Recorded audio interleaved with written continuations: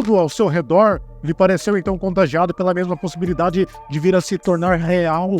A árvore, quase intacta, no entanto, pronta a se quebrar, e até nos olhos do homem, a mulher quase adivinhou o ponto comovido que há nos olhos de uma pessoa, olhos frios, o ponto vulnerável. E por um instante, diante das variadas coisas que, no entanto, recebiam no campo o mesmo sol, por um instante, não houve sequer contradição que simultaneamente se entendesse ou não, como se assim apenas pudesse ser, apenas iniciada na comunicação. Não sabia que certas coisas se faziam sozinhas, mas tudo de repente lhe pareceu debruçado. Olhou para o campo e as ervas e as moscas e tudo se fazia sozinho e viu aquele grande risco que uma pessoa corre em ser uma pessoa. E se isso fosse felicidade? Pois se ambos estavam ali conversando, pois se, levantando seus olhos, a grossa copa da árvore se iluminou, que felicidade poderia desejar além desta? Ela queria que lhe assegurassem que aquilo que ela sentia era tão real a ponto de realmente estar acontecendo. Como falava pouco, já não sabia até que ponto as palavras costumavam revelar o pensamento. Minha vida não é só isso. E mostrou com as mãos trêmulas as terras ensolaradas, se forçando a continuar, pois pensava que falar consiste em dizer tudo. Martim olhou rapidamente para uma árvore, como se ele e a árvore trocassem de repente um fugitivo relance, mas ela sabia que ele não compreendia. E entre estes dois nada existia, e que por isso ela jamais sairia do limbo. Nela havia aquela coisa que também nele existia, e que ele só não acusou porque nele próprio também doía. Foi então que ela fez um movimento enérgico com a mão, impedindo ele de continuar.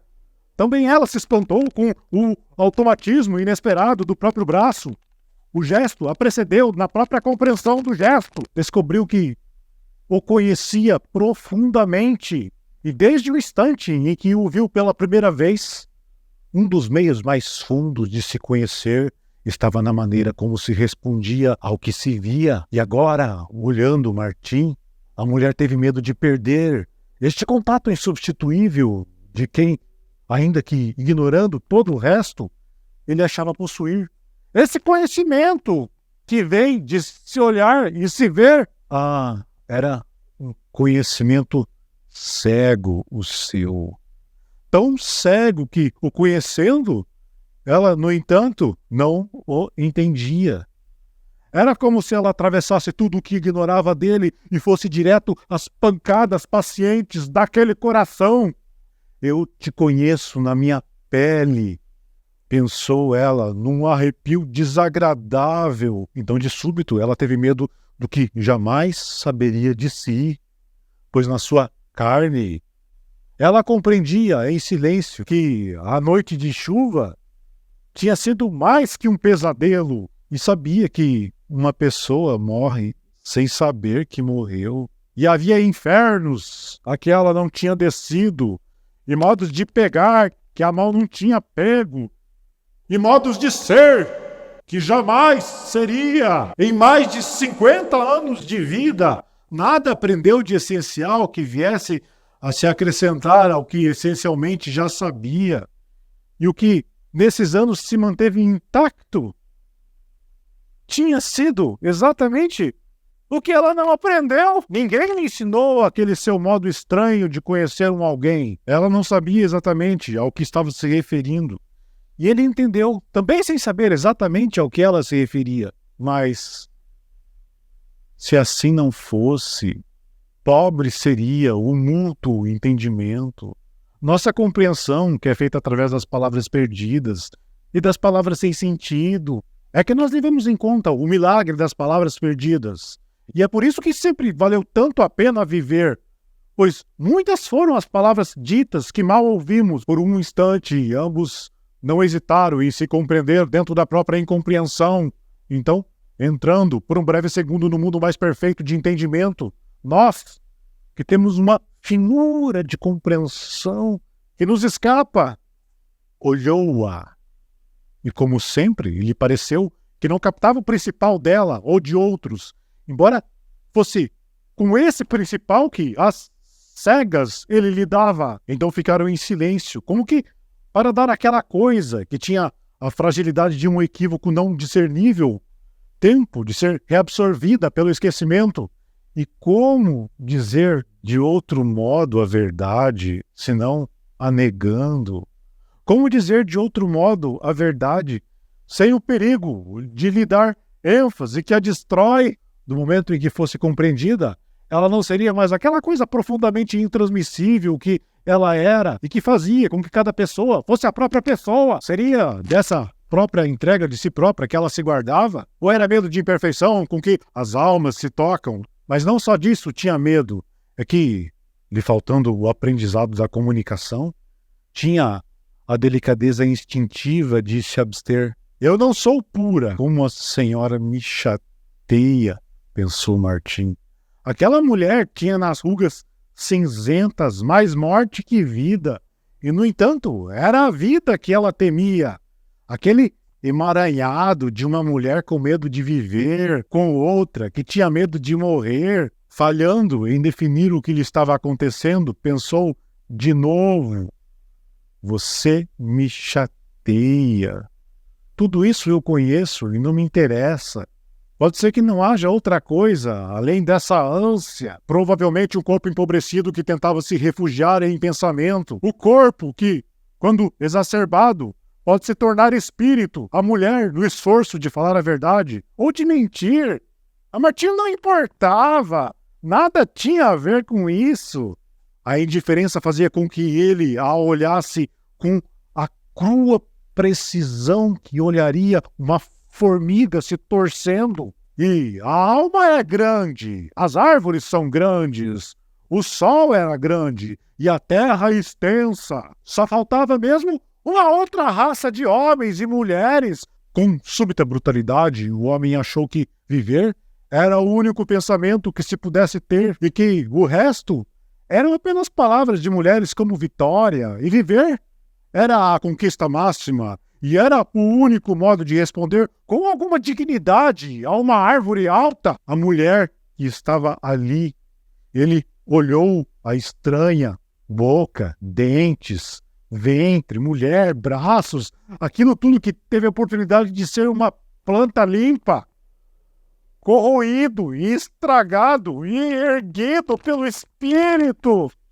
Descobriu ele que, na hora, tirou da descoberta o deslumbramento. Eu acho que a senhora tem medo. Medo? Ela que dilapidava corajosamente a herança do pai para manter aquela fazenda funcionando, sem sequer saber para quê. Toda ela se preparou para um gesto que fizesse a sua própria indignação rebentar, mas nenhum lhe pareceu bastante forte. Medo? Olhou, percebendo naquele rosto quanto ele era estúpido. Na testa fechada se adivinhava a dificuldade de pensar. Havia um esforço penoso na cara daquele homem. E de repente, como se vomitasse a alma. Se lembrou de como sua coragem foi a de viver com medo, mas depois os dois estavam tranquilos. Aliás, nada parecia ter acontecido. Nada há de tão destruidor de palavras ditas quanto o sol que continua a queimar por um pacto tácito. Esqueceram aquela coisa meio feia que tinha acontecido entre os dois. Certas coisas a pessoa tinha que ter a hombridade de não notar, como se quisesse impedir que um momento de compreensão nos cristalizasse e a vida se tornasse outra. Assim, pois, depois da explosão de palavras, se mantiveram calados, como se nada tivesse acontecido, porque ninguém pode viver do espanto, e ninguém podia viver à base de ter visto alguém vomitar. Eram coisas a não se pensar muito a respeito. A senhora enxugou o suor da testa do rosto. Num relance, aquela testa estreita, de novo Na cara dele estava restaurada a calma estupidez humana. Aquela opaca solidez. Os dois se olharam no vazio dos olhos, sem dor. Um pareceu perguntar ao outro: quem é você? O principal, um do outro, ao se olharem, eles não captavam. E, no entanto, era de novo com esse principal que eles lidavam. Então, eles se olharam francos, como tocados pelo mesmo sentimento. Vamos ser francos, pois a vida é curta. Mas se olharam apenas francos, sem nada ter a dizer, senão isso, a extrema franqueza. Depois, desviaram os olhos sem mágoa, em comum acordo, experientes. E é uma questão apenas de aprender, que não se vai diretamente ao encontro da coisa. É preciso saber viver para viver, porque o outro lado nos espreita a cada passo. Um movimento desastrado, de repente, um homem que está andando parece um macaco. Um só descuido, e em vez de ficar perplexa, a gente ri. Um desfalecimento, e amor é perdição. Requer-se muita sagacidade, pois o tempo é curto. E há de se escolher numa fração de segundo entre uma palavra e outra. Eu vivia no Rio. Mas sabe como é? É que eu pensei que nesse sítio pudesse encontrar aqui o que tinha vindo ela, na verdade, procurar. A paixão de viver? Sim, veio procurar a paixão de viver. E uma gota de suor pingou-lhe triste do nariz. Mas naqueles dias de passeio, me pareceu que tudo o que existia era horrivelmente maduro, sabe como é? E os carros buzinando, as feiras tão cheias de frutas, as frutas quase podres, quase não sei o quê. Ela admitia que as coisas são feias. E a verdade é que, ao sol, ele estava tão emaranhado quanto o tinha sido antes. Em qualquer lugar onde um homem pisava, se instalava uma cidade. Só faltavam os ônibus e as lojas. Ermelinda queria que ele... O que queria mesmo, Ermelinda? Vagamente, então, nasceu em mim uma nova explicação para o seu crime. Assim, no sol, perseguido pela presença de Vitória, ele pensou que o único meio de ser livre, como um homem sem vocação tinha direito, era ter cometido um crime. Queimando ao sol, pareceu aquele homem cansado que esta era a mais razoável explicação de seu crime. Inquieto, ele também sabia que apenas divagava. Foi então que lhe ocorreu que estava mesmo na hora de ser preso.